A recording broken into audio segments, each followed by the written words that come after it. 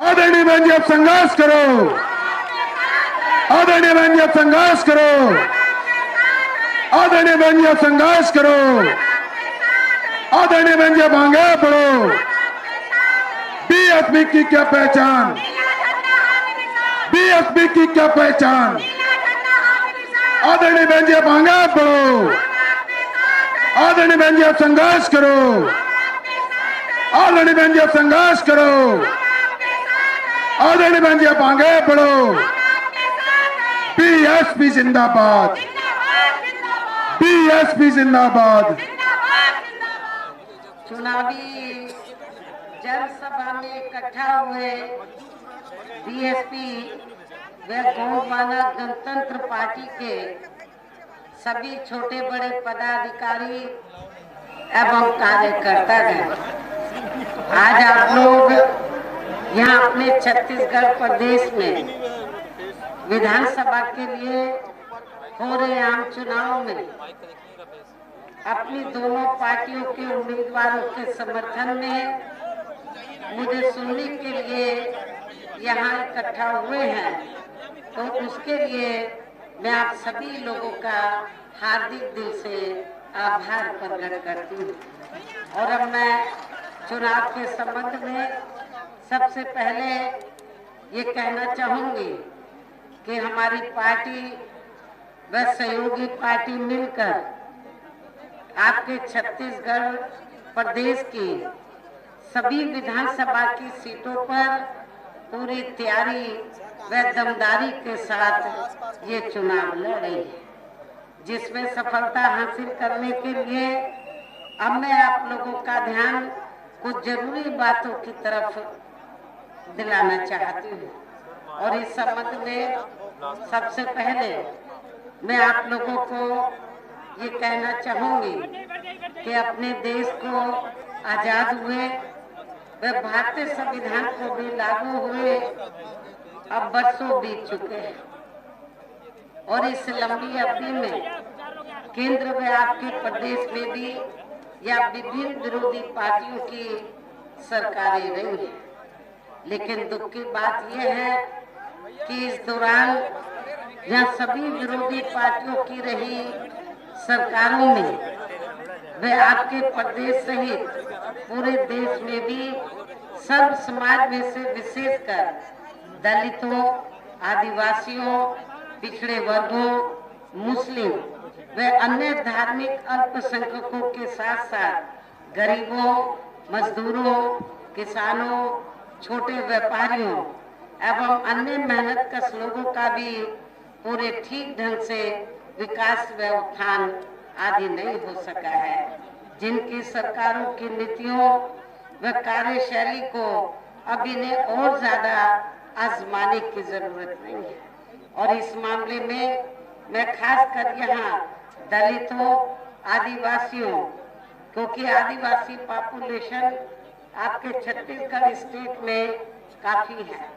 दलितों के साथ साथ आदिवासी, दलितों से ज्यादा आदिवासी समाज आपके स्टेट में रहता है। तो मैं आदिवासी समाज के लोगों को जो लंबे अरसे से, तो दलित भी पहले हालांकि कांग्रेस से जुड़े रहते थे, आदिवासी भी जुड़े रहते थे, और वैसे आप लोगों को ये मालूम है कि जब अंग्रेज भारत को छोड़कर गए, देश आजाद हुआ, तो आजादी के बाद लंबे अरसे तक केंद्र और ज्यादातर राज्यों में कांग्रेस पार्टी पावर में रही, और कांग्रेस पार्टी को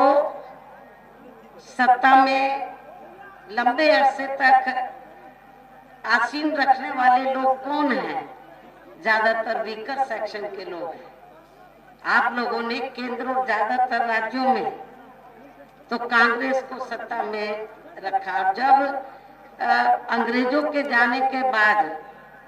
कांग्रेस पावर में आई और परम पूज्य बाबा साहब डॉक्टर भीमराव अंबेडकर देश के पहले कानून मंत्री बने, तो उस समय बाबा साहब डॉक्टर अंबेडकर ने केंद्र की सरकार को, उस समय की कांग्रेसी केंद्र की सरकार को और खास तौर से पंडित जवाहरलाल नेहरू एंड कंपनी के लोगों को ये कहा था कि मैंने भारतीय संविधान में दलितों आदिवासियों को जो कानूनी अधिकार दिए हैं उनका सही से पालन नहीं हो रहा है, उनका सही से अनुपालन नहीं हो रहा है, उसका अनुपालन होना चाहिए। और इसके साथ ही बाबा साहब ने ये कहा था कि दलितों और आदिवासियों के अलावा और भी ऐसी जातियां हैं, अति पिछड़े वर्ग के लोग हैं जिनकी हालत सामाजिक, आर्थिक और शैक्षणिक क्षेत्र में बहुत पिछड़ी हुई है, तो उन्हें भी आगे बढ़ने के लिए मौका मिलना चाहिए, आरक्षण जैसी सुविधा मिलनी चाहिए। ये बाबा साहब ने उस समय केंद्र में कांग्रेस पार्टी की सरकार को ये कहा, लेकिन कांग्रेस पार्टी ने इस ओर ध्यान नहीं दिया। बाबा साहब ने कहा कि आप कमीशन बैठाएं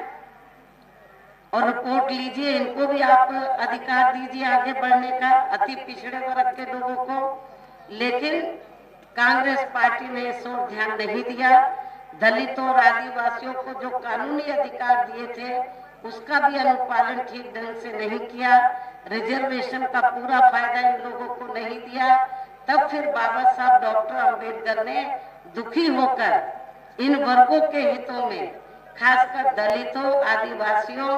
व अन्य पिछड़े वर्गों के लोगों के हितों में, फिर परम पूज्य बाबा साहब डॉक्टर अंबेडकर ने अपने कानूनी मंत्री पद से इस्तीफा देकर अपने देश के इन वर्गों के लोगों को ये कहा कि मैंने भारतीय संविधान में तो आपको कानूनी अधिकार दे दिए हैं, लेकिन कांग्रेस या इनके चाचा भतीजों की पार्टियों की सरकारों में आपको इनका पूरा लाभ नहीं मिल सकता। इसलिए आप लोगों को तो आपस में भाईचारा पैदा करके संगठित होकर अपनी एक पार्टी बनानी चाहिए और उस पार्टी के माध्यम से केंद्र और राज्यों की सत्ता में आकर आप लोगों को कानूनी अधिकार, अपने लोगों को उसका अनुपालन पूरा कराना चाहिए अधिकारों का। ये बाबा साहब डॉक्टर अंबेडकर ने इस्तीफा देने के बाद अपने लोगों को ये कहा। तो यदि कहने का तात्पर्य यह है कि यदि कांग्रेस पार्टी ने जो बाबा साहब ने इन वर्गों के लोगों को कानूनी अधिकार दिए हैं, यदि उसका फायदा पूरा दिया होता, लाभ दिया होता, तो फिर बाबा साहब डॉक्टर अंबेडकर को तो कानूनी मंत्री पद से इस्तीफा नहीं देना पड़ता और ना ही फिर परम पूज्य और ना ही फिर हमें भी बहुजन समाज पार्टी बनाने की जरूरत पड़ती और ना ही फिर गोंडवाना गणतंत्र पार्टी की भी बाद में बनाने की इधर आदिवासी एरिया में जरूरत पड़ती। तो इसलिए मैं आपको ये कहना चाहती हूँ कि लंबे अरसे तक तो कांग्रेस पावर में रही, लेकिन दुख की बात यह है कि इस दौरान यहाँ सभी और भी पार्टियां रही। आजादी के बाद लंबे अरसे तक कांग्रेस रही, उनके चाचा भतीजों की भी पार्टियां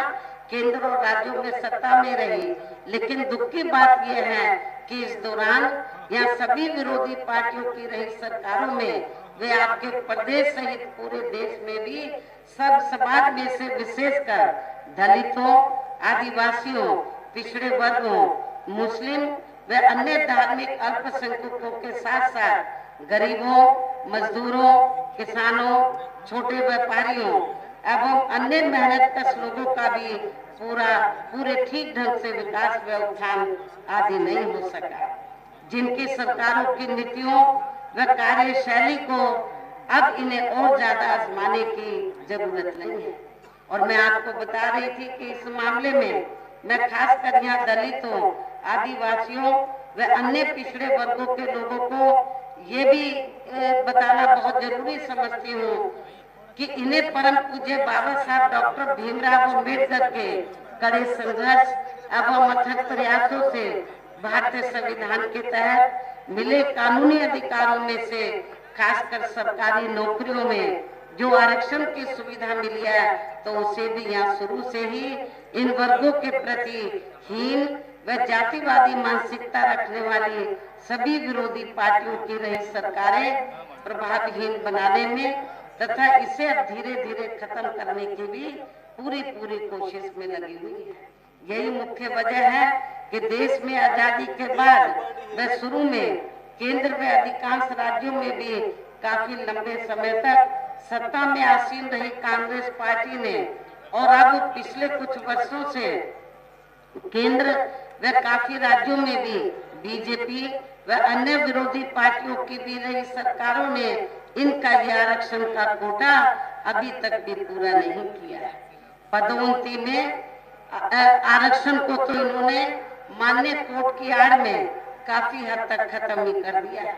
और इस मामले में लगभग यही खराब स्थिति हमें यहाँ के छत्तीसगढ़ स्टेट में भी देखने के लिए मिल रही है। इसके साथ ही अब इन वर्गों के लोगों को प्राइवेट सेक्टर में आरक्षण दिए जाने की व्यवस्था किए बिना ही केंद्र व राज्यों में भी ज्यादातर सरकारी कार्य या प्राइवेट सेक्टर के जरिए देश के अधिकांश बड़े बड़े पूंजीपतियों व धन्ना सेठों को ही दिए जा रहे हैं, जिसके कारण अब पूरे देश में इन वर्गों के लोगों को आरक्षण का बहुत कम ही लाभ मिल पा रहा है और इससे अब पूरे देश में दलितों व आदिवासियों के साथ साथ अन्य पिछड़े वर्गों को भी काफी ज्यादा नुकसान हो रहा है। जबकि अन्य पिछड़े वर्गों के लोगों को ये मालूम होना चाहिए कि इन्हें मंडल कमीशन की रिपोर्ट के तहत आरक्षण की ये सुविधा केंद्र में कांग्रेस पार्टी की रही सरकार में नहीं मिली है। तो जो लोग आज जाति जनगणना की बात कर रहे हैं उनको भी मैं बताना चाहती हूँ, कांग्रेस पार्टी के लोग जो जाति जनगणना की बात कर रहे हैं उनको भी मैं ये बताना चाहती हूँ, इन्हें मंडल कमीशन की रिपोर्ट के तहत आरक्षण की ये सुविधा केंद्र में कांग्रेस पार्टी की रही सरकार में नहीं मिली है, बल्कि बीएसपी के कड़े संघर्ष एवं अथक प्रयासों से केंद्र में रही श्री बीपी सिंह की सरकार में ही इन्हें ये सुविधा मिली है, जिसका अब यहाँ जातिवादी विरोधी पार्टियों की सरकारें इन्हें पूरा लाभ नहीं दे पा रही हैं। ये बड़े दुख की बात है। इसके साथ ही श्री बीपी सिंह की सरकार में इन वर्गों के मसीहा परम पूज्य बाबा साहब डॉक्टर भीमराव अम्बेडकर को भी यहाँ भारत रत्न की उपाधि से सम्मानित किया गया है, जिसके लिए वो हर प्रकार से पात्र भी थे, जो बहुत पहले ही इनको ये सम्मान मिल जाना चाहिए था, जिसके लिए विशेषकर कांग्रेस पार्टी प्रमुख तौर से जिम्मेवार व कसूरवार भी है। इससे इन वर्गों के प्रति इस पार्टी की हीन व जातिवादी मानसिकता साफ झलकती है, जिसने अर्थात कांग्रेस पार्टी ने इनके कारवां को आगे बढ़ाने वाले व हर मामले में समर्पित व्यक्तित्व मान्यवर श्री कांशीराम जी के देहांत होने पर केंद्र में उस समय रही कांग्रेसी सरकार ने एक दिन का भी इनके सम्मान में राष्ट्रीय शोक घोषित नहीं किया था। इन वर्गों के मामले में यहाँ मैं ये भी कहना चाहूंगी, केंद्र द्वारा देश की लोकसभा व राज्य विधानसभाओं में अभी हाल में ही महिलाओं को जो 33% आरक्षण देने की व्यवस्था की गई है, तो उसमें SC, ST व OBC वर्गों की महिलाओं को अलग से कुछ भी आरक्षण नहीं दिया गया है। अर्थात इस मामले में इन वर्गों की महिलाओं की पूरी उपेक्षा की गई है। इसके साथ ही यहाँ मैं ये भी कहना चाहूंगी कि इन वर्गों के लोगों को जुर्म जाति से निजात दिलाने के लिए जो भी नियम व कानून आदि बने हैं, तो उन पर भी केंद्र व अधिकांश राज्यों की भी सरकारें सही से अमल नहीं कर पा रही हैं, जिससे अब यहाँ खासकर दलितों व आदिवासियों के ऊपर शोषण करने वाले लोगों का मनोबल और भी ज्यादा बढ़ रहा है। और ये सब हमें यहाँ आपके छत्तीसगढ़ प्रदेश में भी काफी कुछ देखने के लिए मिल रहा है। और खासकर यहाँ बेकसूर आदिवासियों को तो बड़ी संख्या में उन्हें जबरन नक्सली बता के उनका काफी शोषण भी किया जा रहा है, जिसमें काफी कुछ सच्चाई भी हमें देखने के लिए मिलती है। इसी प्रकार हमें पूरे देश में मुस्लिम व अन्य धार्मिक अल्पसंख्यक समाज के लोगों की भी हालत कोई खास अच्छी नजर नहीं आती है, जिसका काफी कुछ खुलासा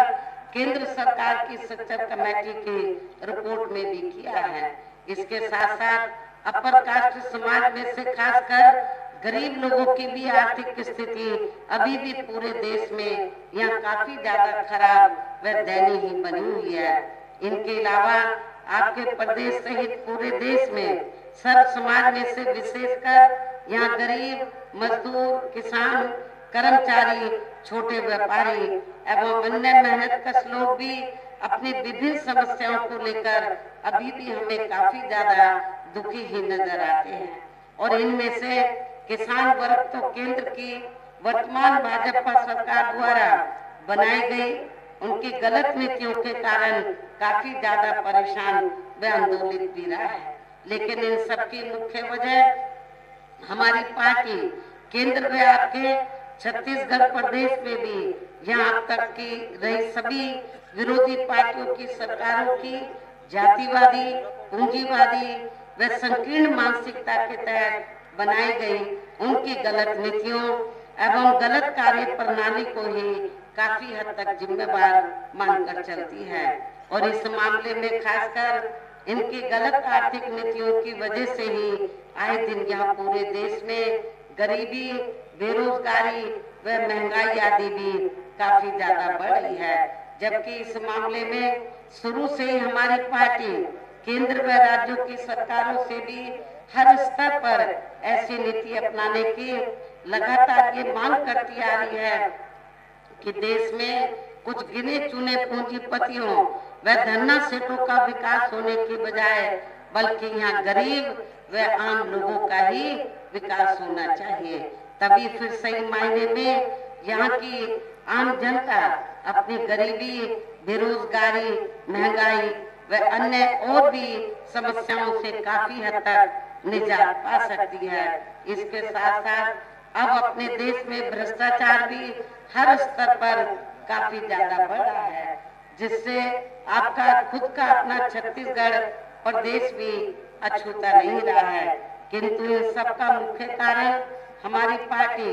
आजादी के बाद से लेकर अभी तक केंद्र में देश के अधिकांश राज्यों में तथा आपके खुद के अपने छत्तीसगढ़ प्रदेश में भी ज्यादातर सत्ता यहाँ गलत पार्टियों में से खासकर कांग्रेस, बीजेपी व इनकी सहयोगी पार्टियों के हाथों में ही आने को मानकर चलती है। और इन सभी विरोधी पार्टियों को हमारी पार्टी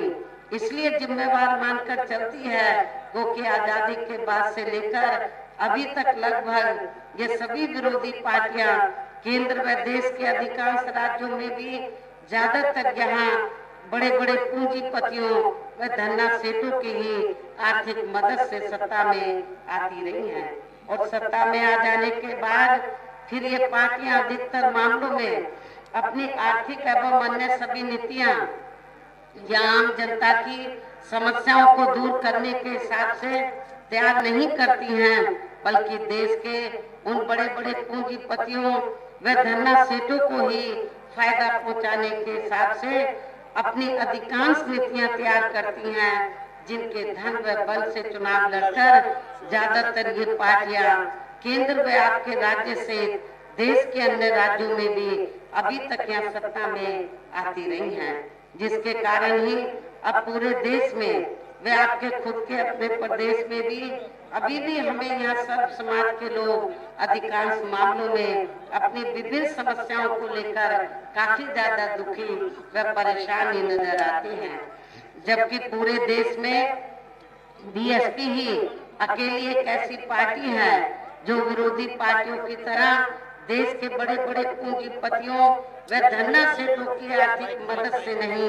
बल्कि अपनी पार्टी के ही आम कार्यकर्ताओं की आर्थिक मदद से चुनाव लड़कर यहाँ केंद्र व राज्यों की सत्ता में आना चाहती है, ताकि हमारी पार्टी सत्ता में आने के बाद फिर बिना किसी दबाव के व आजाद होकर सर्व समाज के लोगों की सभी समस्याओं का समाधान करके उन्हें हर मामले में व हर स्तर पर खुशहाल बना सके। और इसी आधार पर चलकर ही आबादी के हिसाब से देश के सबसे बड़े प्रदेश उत्तर प्रदेश में 4 बार हमारी पार्टी ने अपने नेतृत्व में वहाँ सरकार भी बनाई है। और हमने अपनी सभी चारों रही सरकारों में अपनी पार्टी की विचारधारा एवं सिद्धांतों के तहत चलकर, वैसे तो वहाँ सर्व समाज के हितों का पूरा ध्यान रखा है, लेकिन सभी मामलों में प्राथमिकता पहले हमने वहाँ सर्व समाज में से विशेषकर कमजोर तबके के लोगों को दी है, उपेक्षित वर्गों के लोगों को दी है, गरीब एवं असहाय लोगों को ही दिया है, जिनकी वहाँ हर मामले में व हर स्तर पर सभी विरोधी पार्टियों की रही सरकारों में उनकी हीन व जातिवादी, संकीर्ण एवं पूंजीवादी सोच होने के कारण काफी ज्यादा उपेक्षा की गई है। इसके साथ साथ हमने उत्तर प्रदेश में गरीब एवं बेरोजगार लोगों को दूसरी पार्टियों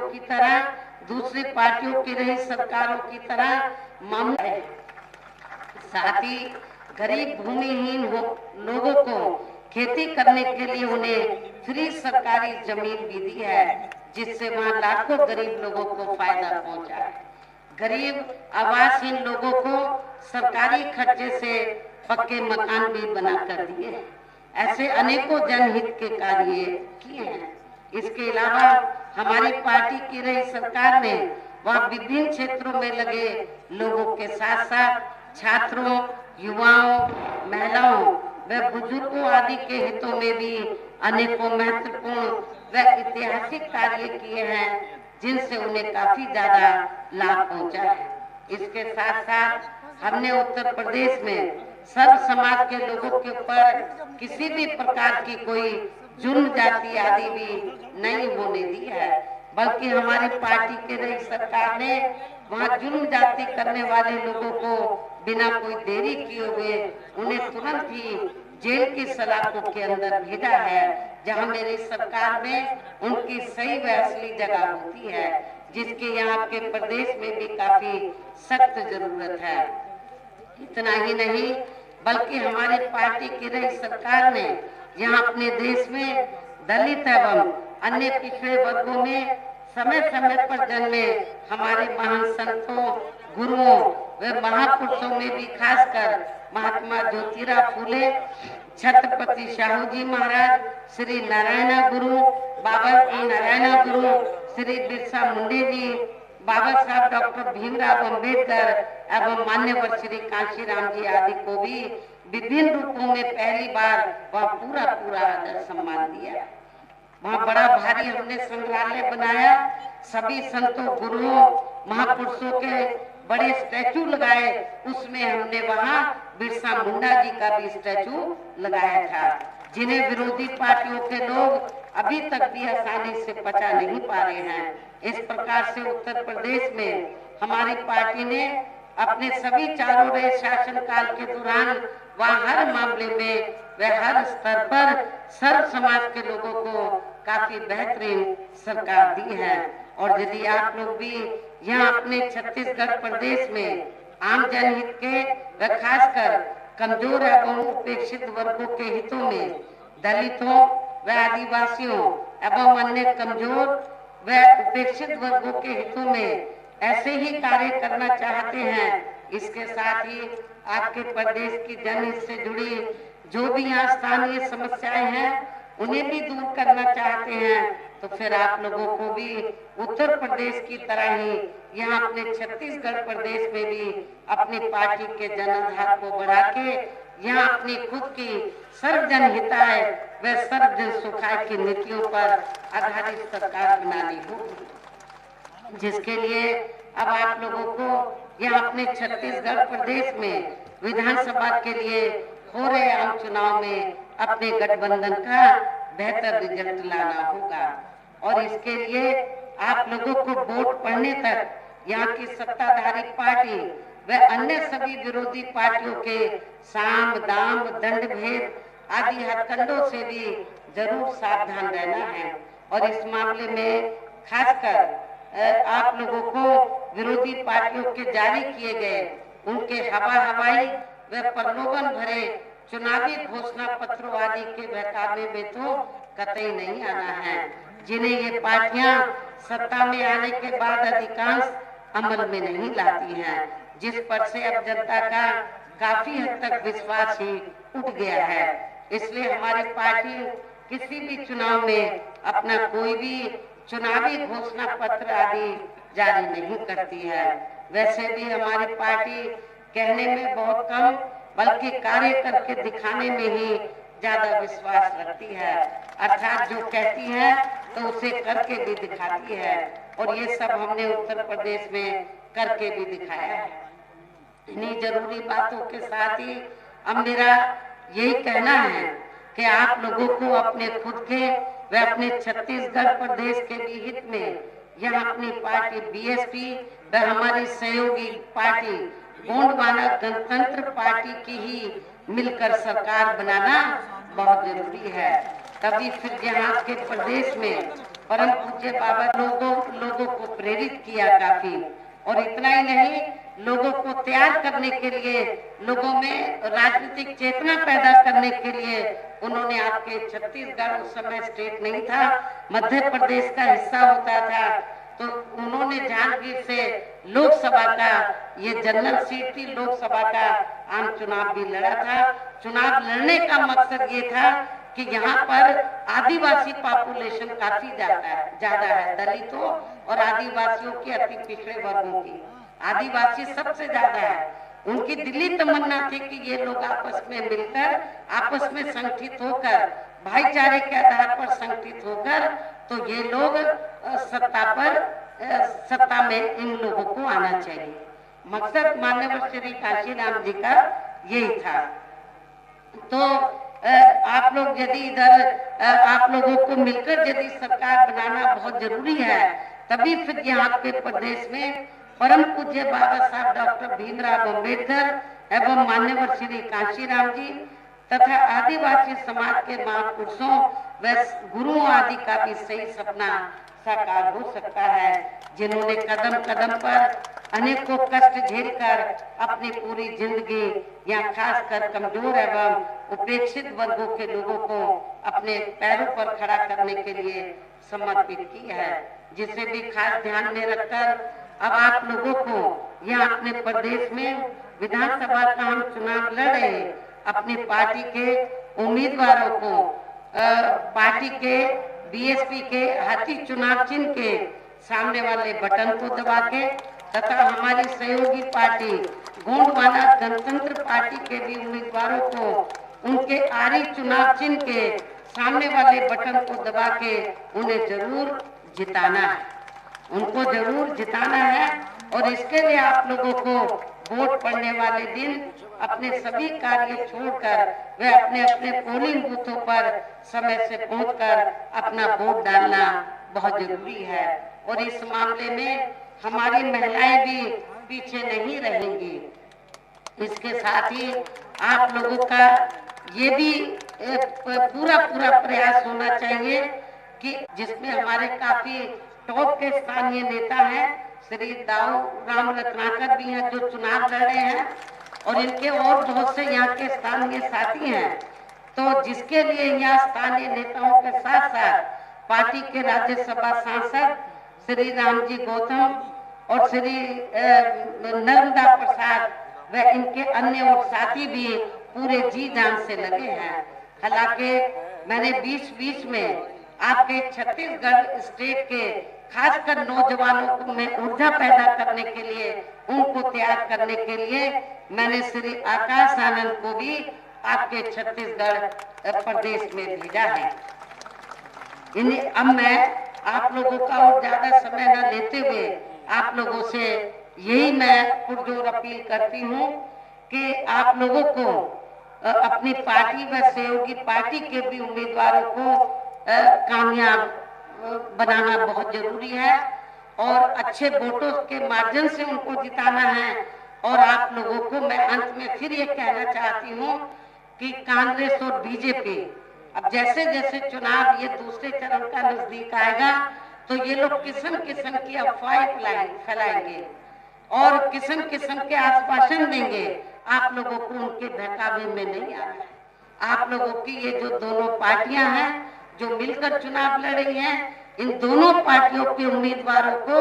एक तरफा अपना वोट देकर अपनी दोनों पार्टियों के उम्मीदवारों को कामयाब बनाना है। छत्तीसगढ़ की असेंबली में जरूर जिताकर भेजना है और मैं उम्मीद करूंगी कि आप लोग अपनी सरकार बनाएं। यदि सरकार नहीं भी बना पाते, कम से कम बैलेंस ऑफ पावर तो आप लोग जरूर बन जाए। तो इस उम्मीद के साथ ही अब मैं अपनी बात यही समाप्त करती हूँ। जय भीम, जय भारत।